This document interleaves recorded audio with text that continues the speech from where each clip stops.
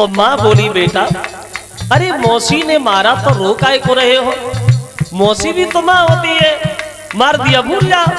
ध्रुव कहने लगे मैया हमें मौसी के मारने का कोई दुख नहीं है, अगर मौसी हमें जान से भी मार देती मैं कुछ नहीं बोलता, लेकिन चिंता तो एक बात की मैया मेरी माता बचन ने कलेजे छोले, मोए मौसी को दुख नाए पिता नाए मोह से बोले। मेरी माता बचन ने कलेजे छोले, मौसी को दुख नाए पिता नाए मोह से बोले। सोई सुन बेटा की बात माता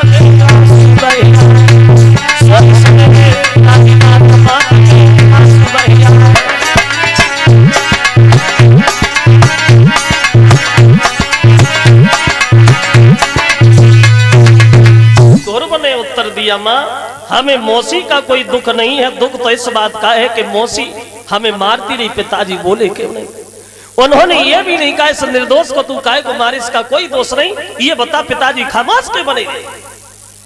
माँ ने सुना तो माँ के आंखों से भी आंसू छलक आए, बोली बेटा अगर वो तुम्हारे पिता होते तो तुम्हें जरूर बचाते, अगर तुम्हें पिता की गोद अच्छी लगती है तो अब इस पिता की आस छोड़ो और हो सके तो किसी दिन परम पिता परमेश्वर की गोद बैठना, भगवान की गोद बैठना। देखो क्या शिक्षा दी उस मां ने, अगर तुम्हें गोद में बैठना है तो भगवान की गोद बैठना। पहले की माताएं अपने बच्चे का भविष्य उज्जवल करने के लिए बड़ा मुसीबत उठाती थी, बड़ा तकलीफ उठाती थी। और देखिए बच्चे का भविष्य बनाना बिगाड़ना ये सिर्फ मां के ही हाथ होता है। अगर मां चाहे तो अपने बच्चे को सिंहासन पे बैठा दे, अगर वह मां चाहे तो उस बच्चे को गधे पे बैठने के लायक भी न छोड़े। बच्चा तो एक सफेद चादर की तरह बिल्कुल साफ होता है और मां जिस रंग में रंग दे बच्चा उसी रंग में रंग जाता है और फिर वो रंग कभी जीवन में दोबारा नहीं छूटता। पहले की माताएं जब गर्भवती हुआ करती थी तो घर में गीता पढ़ती थी, रामायण पढ़ती थी, बढ़िया बढ़िया भजन गाती थी, हवन करती थी, तब घर में सपूत पैदा होते थे सपूत। और अब जमाना बदल गया। कभी कहता है फूवर नार नहाए न धोए, बात बात आंसू ढरकावे, और गर्भ रहे खाए पड़ुआ माटी, पन्न रोग बच्चन हो जावे। ऐसी ऐसी औरतें देखी हैं जब गर्भवती होती हैं तो धरी धर भर मट्टी खाई जाती है। अगर रोटी कर रही है तो चूल्हे की मट्टी बकिलाई, तो वो माँ अपने बच्चे का क्या भविष्य बनाएगी जिसे रोटी खाने की भी बुद्धि नहीं है। और अब तो जमाना इतना बदल गया, आज की स्त्रियों को कोई ज्यादा शौक नहीं है, सिर्फ एक शौक बचा, एक कौन सा रह गया शौक इनको, केवल अपनी कोठरी सजाने का। अपने शरीर को सजाने के अलावा कोई दूसरा शौक नहीं रहा। घर में देखो तो 6-6 दिन से झाड़ू ना लगो कोई चिंता ना, बर्तन में आ रहा तो 5 दिन के सब्जी सले से पड़े कोई मतलब ना, दूध की हरिया में देखो तो कुत्ता कबड्डी खेल रहे कोई मतलब ना, बाल बच्चन की मोह की तरफ देखो तो जिमालम पते मोमबत्ती की फैक्ट्री सी चल रही है, कोई लेना देना नहीं। वो अम्मा माने आ रहा तो जिमालम पर श्री देवी यही शूटिंग करना चली गया। अंतर आ गया, फर्क आ गया। रह गया शौक इनको केवल अपनी कोठरी सजाने का, और श्रृंगार चित्र के बनाने का, फिल्मी गाना गाने का, बस इसके अलावा कोई शौक नहीं रहा। तो माँ ने अपने बच्चे को यही समझाया, लाला अगर तुम्हें गोद प्यारी लगती है तो भगवान की गोद में बैठना।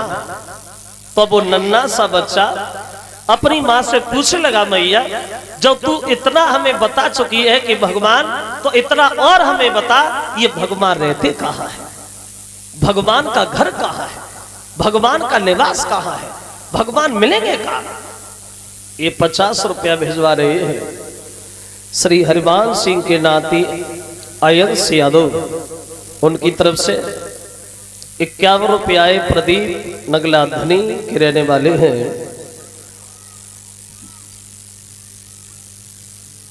लिखा है नीवरिया भूकाले। अब सर्दी पड़ रही है, चलो अभी थोड़ी देर में सुना देंगे, अभी थोड़ी देर। अब वो लड़का अपनी माँ से पूछ रहा है, माँ बोलो। मैया पूछी तो बताई दे मोई पिता का पाऊं, पके सठोर बसत भगवान री के जावे ढूंढन। कहाँ मिलेंगे भगवान, कहाँ दर्शन होंगे भगवान के? तो माँ बोली, अरे सुने बेटा नादान तोय न ज्ञान का समझाऊं,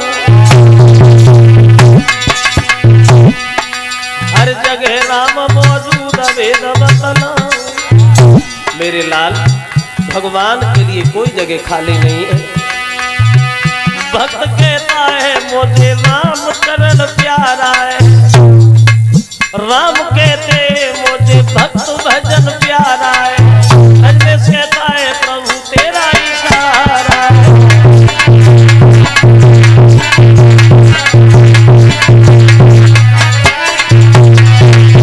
क्यों? दाता तेरे हाथ बड़े, मालिक तेरे हाथ बड़े, हम सब तेरे द्वार खड़े हैं, हम सब तेरे।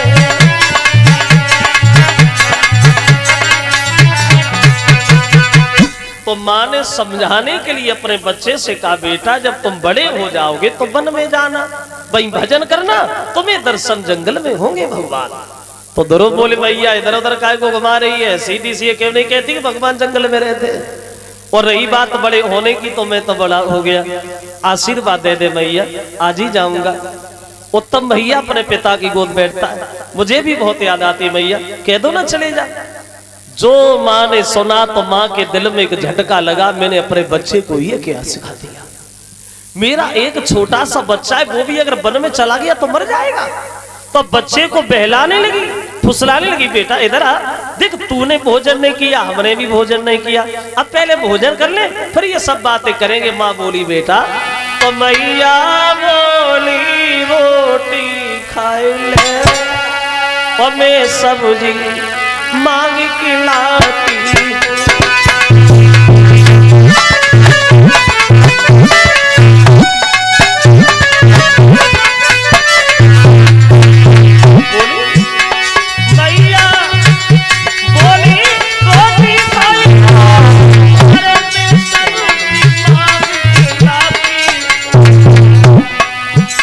और तेरे पीछे मेरे लाला, और मैं भूख से तल भी जाती हूँ।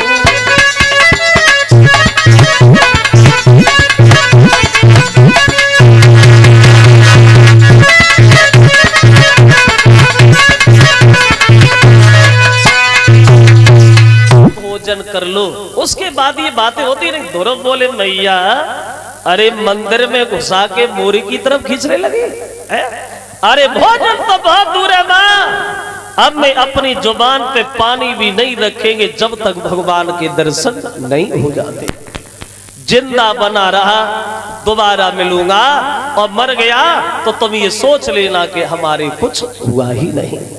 नन्हे नन्हे हाथों से ध्रुव ने माँ की पैर छुए, आशीर्वाद लेकर के ध्रुव जंगल की तरफ बढ़े।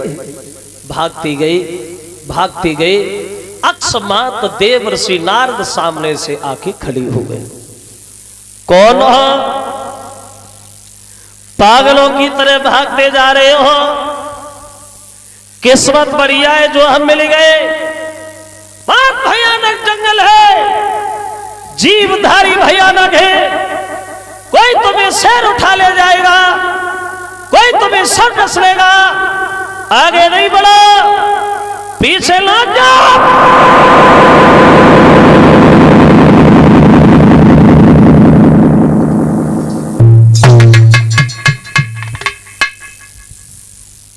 ध्रुव खड़ी हो गई, बोले बाबा जी मैं तो भगवान को ढूंढने आया।